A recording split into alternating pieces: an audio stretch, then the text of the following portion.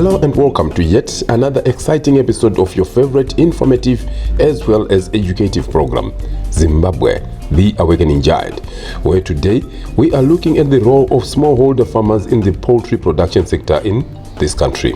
It is a fact that smallholder farmers in Zimbabwe now dominate the broiler and egg supply chain, producing about 73% of broiler meat and 60% of eggs. Now, the Small and Medium Enterprises Corporation of Zimbabwe has created synergies with stakeholders that include banks, chick producers, feed and vaccine producers, among others, to start a poultry value chain that has off-takers at the end of each cycle. Smallholder farmers are organized into clusters, trained, and are equipped with chicks according to the size of their fowl run, with SMECZ linking them up with suppliers and off-takers. And our field crew caught up with Rabson Hove, the founder and president of SMECZ, and asked him to explain clearly how his organization is mapping the way forward for the growth of the poultry industry in this country. Taimbowane dambudziko rekuti vanhu vedu vaida zvekupiwa. Isu tinoritora sebusiness, hakusiri kupa hokwana nechikafu chadzo. Ndio yatoti outgrower scheme. Takaona kuti iri nyore pakuti create business kuvanhu vedu vatoti members edu, uye tavacreatira market, tinovacreatira business nemarket inovabatsira kuti ivo vawane chauviri. Saka murimi chake chaanoisa apa, anoisa chirugu chehuku chinoinspektiwa nemurimisi wekunharaunda ikoko. Asi tine vamwe futi varimisi vanobva kune makambani mahombe anochochunya hokwana anoita chikafu, vanouya futi zvakare kuzotarisira kuti zvakarongeka here pamurimi wedu, uye nekuvandudza kuti murimi wedu ave akarongeka.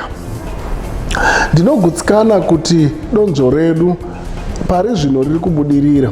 Tine pamwe patakamboti tatimirei taona kuti pane zvakawanda zvaida kugadziriswa, uye pamaketi kuti fama wedu, murimi wedu anowanei.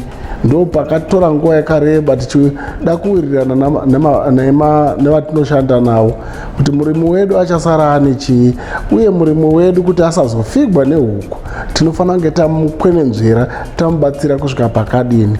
Tinogutsikana kuti kurima nyama yehuku, especially sebroiler, rinonzi rinongofa zvisinganzwisisiki.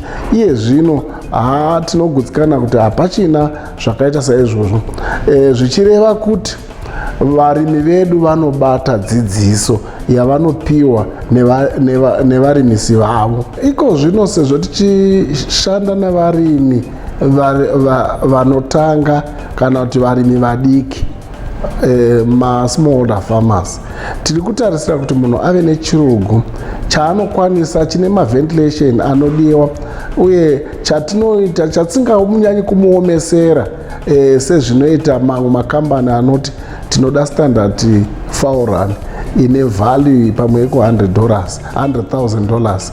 Aiwa, isusu tiri kuti chirugu chaunacho ichocho unowana pakutangira. Kana murimi ava nechirugu chinoinspektiwa na RX officer wake. Tinogutsikana kuti mumaruwa kana kumarural areas uko kwakune dambudziko rekuti vanhu vaishayiwa working capital, nekuti vanopa mari vanokwanisa kunge vachida zvibatiso. Asi isu takati kana tichishandisa yatinoti poultry value chain mupoultry industry, takaita de-risk.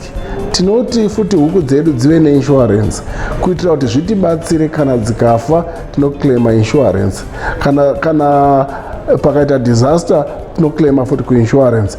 But tinogutsikana kuti varimi vedu vakuzvinzwisisa kuti kurima huku ibusiness. Saka vadaro munhu akaregister maforms tinopa pachena kuvarimi vedu kuti torai maforms ava.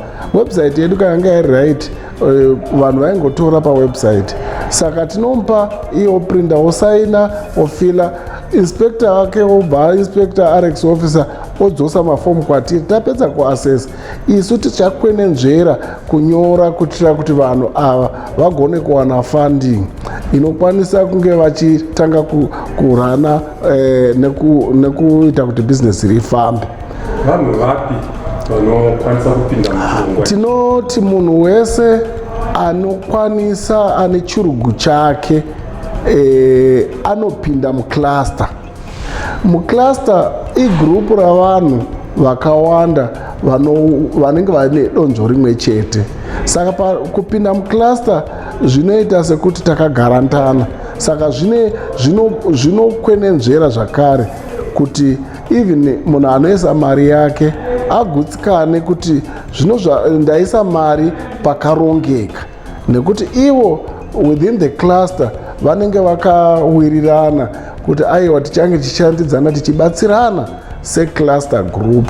Saka izvozvo zvinobatsira. Ndinogutsikana kuti pavakaziva kuti rava business vakushanda nemazvo kuraramisa mhuri uye kuvandudzira kuti naivo muekonomi yedu vange vachitorawo chiportion especially kupoultry industry. Hazvinetsere kuti vapedza kutaura kudzavo vozotambudzika nadzo vakusha kuti vodziendesa kwani. Pamwe murimi atora 2000 dzakumutemesa musoro because madzandura makugara umo hamuna vanhu vanokwanisa kutenga 2000 dzikapera. Mupoultry industry yatoti poultry value chain ine market kureva tine mutengi wehuku anenge achirimo mupoultry value chain, tine anotengesa hukwana arimo, tine anotengesa chikafu chehuku arimo, tine anoisa mari, tina fama. Saka inenge yava complete value chain, zvichireva kuti huku dzedu dzichitorimwa dzichizikamwa kuti dziri kuenda kupi nemari. Saka izvo tinogutsikana kuti chinhu chakakwenenzverwa nevanhu vakaona kuti tikachiita chakadai chinobudirira, uye mabhengi atinobata nawo havatodi kufanda kana pasina kuti anenge ari off-taker ndiani, achatora huku dzacho ndiani. Saka izvo ndizvo vanonyanya kutarisa izvozvo. Isusu sezvizvizvi murimi wedu kana akarima huku nyama yakanaka, hatichatori nyama inobva kunze, tinoexporta nyama kureva kuti nyika yedu techiedza nepatinogona napo kuti ive nestability. Haichazoiti nyika yekungotenga nekutengeserana, inoita nyika inogona kutengesa kana kunze. Saka tiri kuvandudza business. Business remurimi rikakura rinogadzira nyika kuti inge ine product. Haisi nyika kana tisina zvedu zvatoti izvi ndizvo zvatinogadzira. Saka apa tikati idzi ndo huku dzatinorima isu semaZimbabweans, ndinogutsikana kuti huku idzodzo dzikatengeswa kunze techiwanawo foreign currency. Ivo vanhu vanokwanisa kuisa vana kuzvikoro, naivo vanokwanisa kudya vachiguta, vanokwanisa futi kunge vachivandudza business vachiitawo mari dzakawanda. Kubva mukutangira pazvidiki izvezvi vachikura tinotarisira kumberi kuzova nevanhu vatoti ava vagrower kusvika pacommercial. Tinotarisira futi kuti tichazogadzira cheduwo chikafu chehuku nekuchochunya huku dzeduwo isusu nemasmallholder farmers edu iwayo. Saka ndinogutsikana kuti ipapo paurongwa hwedu hwemberi Zimbabwe. It takes such organizations as the SME Representative Board led by Rabson Hove to ensure that Zimbabweans take it upon themselves to build back Zimbabwe to the dizzy heights it once held when it was held as the breadbasket of Africa, by encouraging our people to utilize the vast resources at our disposal as a nation. We now take a short commercial break. When we return, we join one of the training sessions organized by Rabson Hove and his partners to ensure that this initiative is indeed undertaken as a business in Zimbabwe and contributes to the growth of the national economy at the end of the day.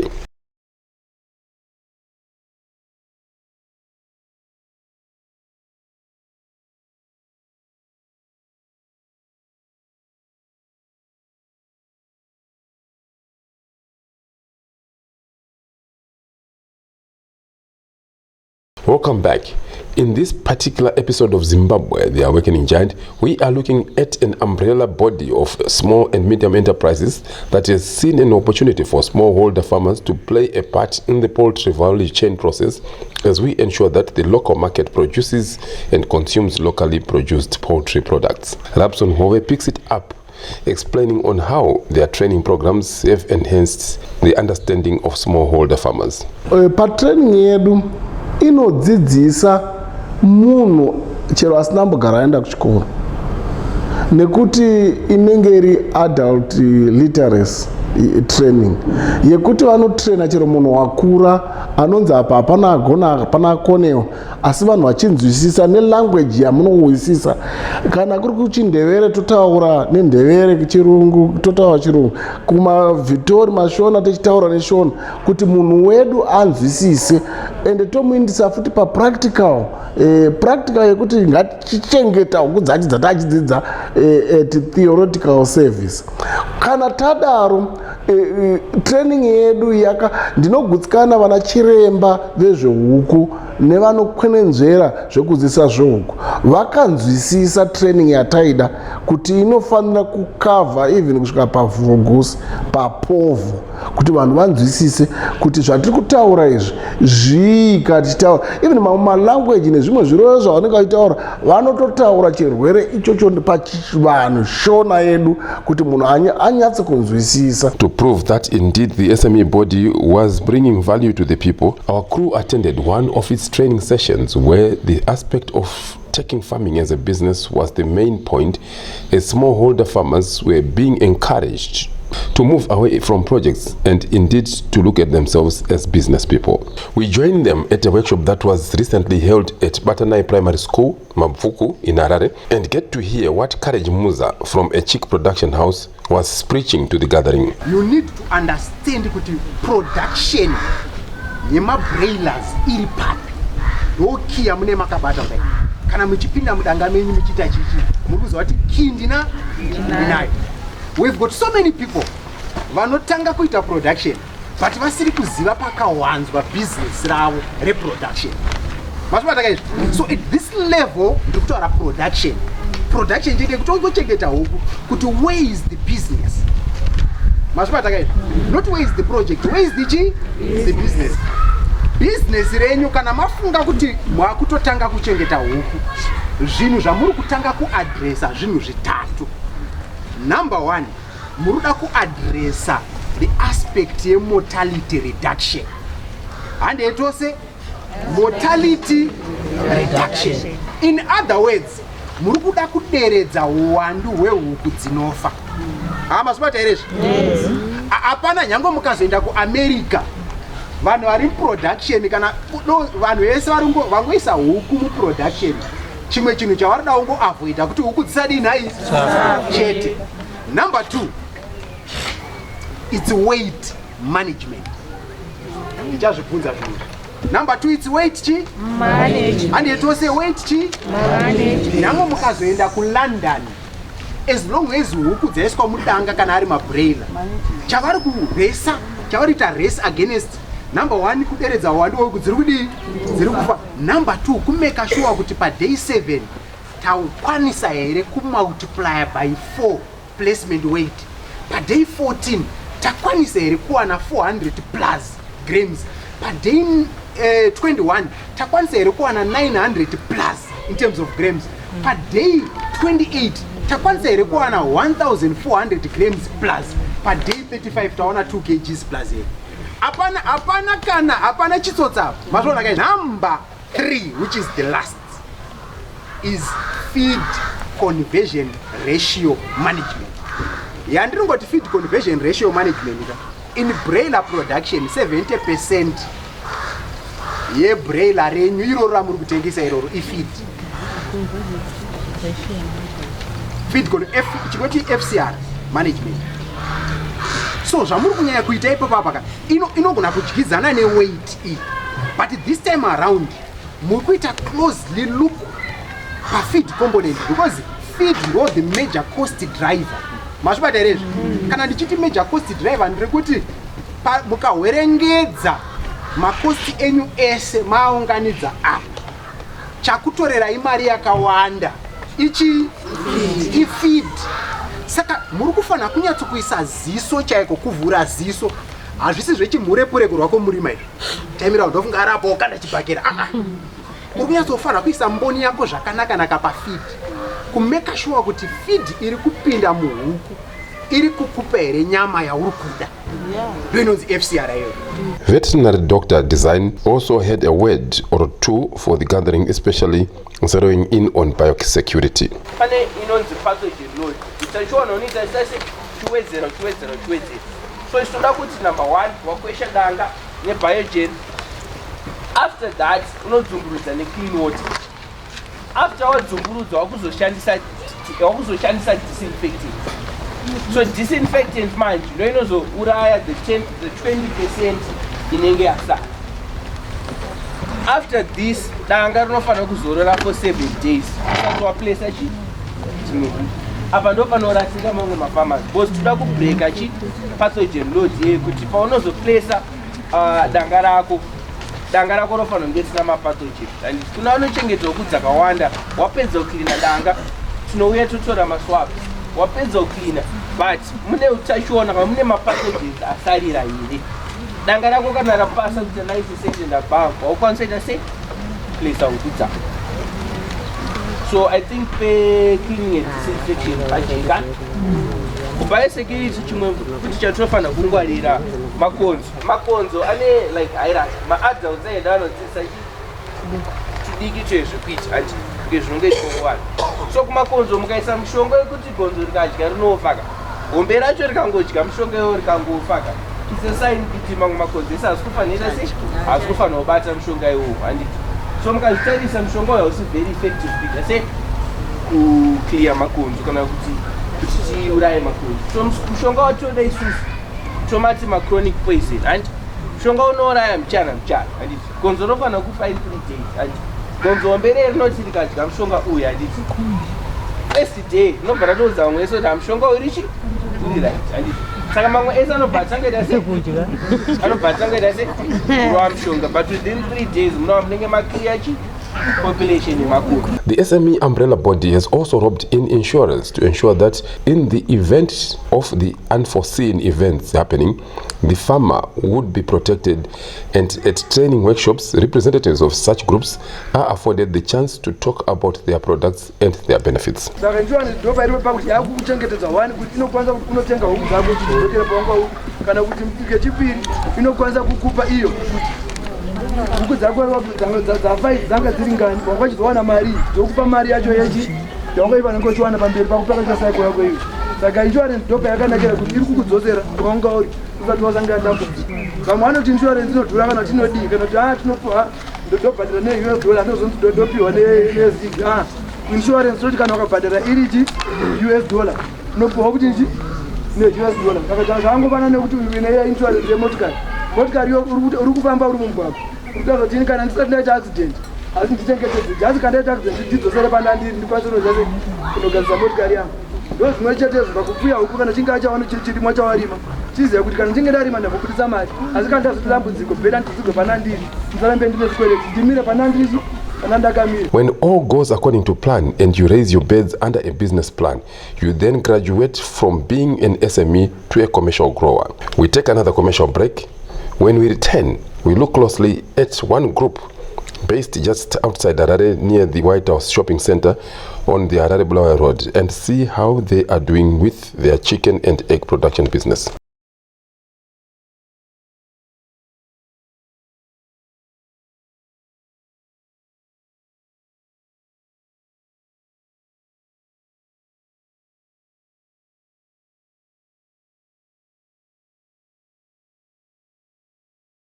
Welcome back. This is the third and final segment of this week's episode of your favorite program, Zimbabwe, the Awakening Giant.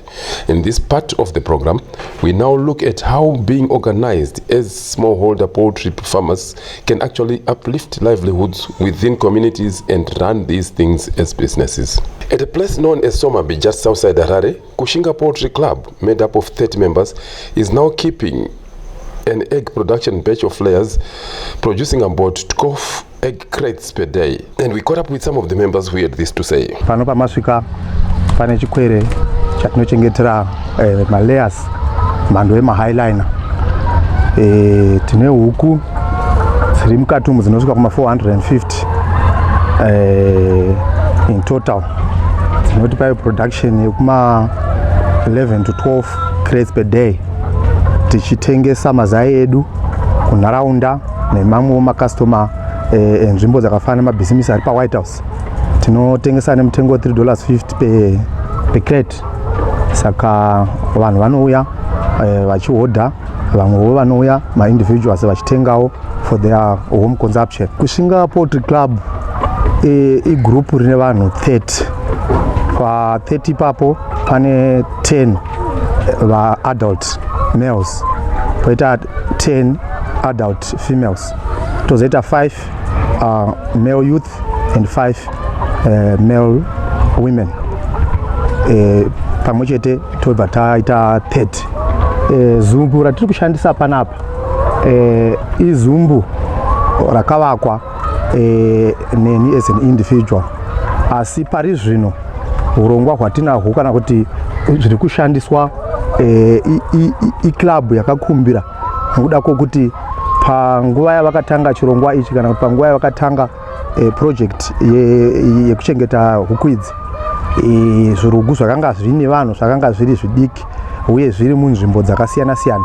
Saka nemuono wekuda kuchengetera huku dzedu panzvimbo imwe chete, takazoona sokuti zumbu iri rakanga riri nespace iri nani kuti tigone kuitira chirongwa chedu tiri panzvimbo imwe chete. Chinangwa chegurupu redu rekushinga Farmerfield School changa chiri chinangwa chokuti tisimudzirike semasmallholder farmers, tidzidze kubata nemaoko edu kuti tive neremangwana rakajeka, uye tidzidzise kunyange vana vedu pakukura kwavo kuti vazive kuti mukurima, kuti urime unorima zvinhu zvakasiyana siyana, kuti zvirimwa zvechibage, huku, kusanganisira kurima howa. Unenge uchitsvaka nzira dzokuti uwane nadzo kurarama, kuti dumbu rigute uye kuti nzara ipere mumba. Saka zvakatikoshera kwazvo sevana veZimbabwe kuti SMECZ yakatunzira zvinhu zvakanaka. Netarisiro yokusumukira nekubudikira neSMECZ pa5 year contract tichibata Vision 2030, tinotarisira kuti tichange tatova mafamasi vakuru vakuru, uye tichange tatowanawa nemafamasi nemafarming area okurima munzvimbo yedu ino yeZvimba kuMash West kunoko. The government's agricultural extension services has put its people on the ground, and groups such as Kushinga Poultry Club work closely with these extension officers. At the Somabi Estate area where Kushinga Poultry Club is running its project, agricultural extension officer Priska Mpofu has quietly but effectively nurtured people or farmers who are set to change the livelihoods of communities within this region. Extension officer anoita mabasa akawanda, asi zvikuru sei kuti nyika yedu yeZimbabwe inge ine vanhu vakaguta, vakadya, vakarima, vachirima nemazvo. Saka inini ndinonyanyobatsirisa vanhu mumaprogramu akasiyana siyana ekurima anosanganisa emaplans kuagronomy. Ndinoona kuti vadyara nenguva here, vari kusakura nenguva here, nekukohwa zvese ndinovadzidzisa nekuzochengeta zvirimwa zvavo zvinge zvabva mumunda. Tinoona zvakare nezve-livestock production. Tiri ku-livestock production tinoita nezvema-projects. Tinoita ma-projects akasiyana siyana, ma-projects ekuchengeta nguruve, ma-projects ekuchengeta huku. Senge zvakata muno muwadhi matiri munomu tine magroups anonzi maFarmerfield Schools, ezvinozvita ane 4. Ese ari kuchengeta ari fondi yekuchengetwa kwehuku. Tine rimwe rinonzi United Piggery, ndiri kuchengetwa kwenguruve. Saka tinenge tichibatanawo nemabazi mamwe akasiyana siyana tichiva assist. Kana kuri kuFarmerfield School hatitaise zvechikoro kana bazi ratinotora mayouth vanhu vakunzisa kutanga ku18 and above kusvika pachembere kupedzisira. Saka kune kuFarmerfield School kuno inonzi inclusivist, kuno includwa everyone anoda kurima. Hatisarudze kuti toda kutora nhingi, tinongodeedzera ndongodeedzera handiti, kana kuva nawo chikoro kana through WhatsApp. Ndichaita musangano wakati, saka vanhu vanenge vauya ivo vari interested ndo vandinotora, asi hatisarudze zera kana kuti chii, asi tinoita inonzi gender equality. Izvozvo muFarmerfield School mune 10 adult women, 10 adult males, 5 mayuthi wakomana 5 mayuthi wasikana, so that munhu wese anonoiswa imomo, asi panenge pane zvirema mukati macho 3 madisabled kana 2 madisabled. The government of the Second Republic has taken it upon itself to ensure that no place is left behind and no one is also left behind, as proven there by the project in Mashonaland West Province, where chicken and egg production has moved from being a project to becoming a business. We hope you have graduated from project implementations to business people. So until next time, same place, same station. Pleasant viewing.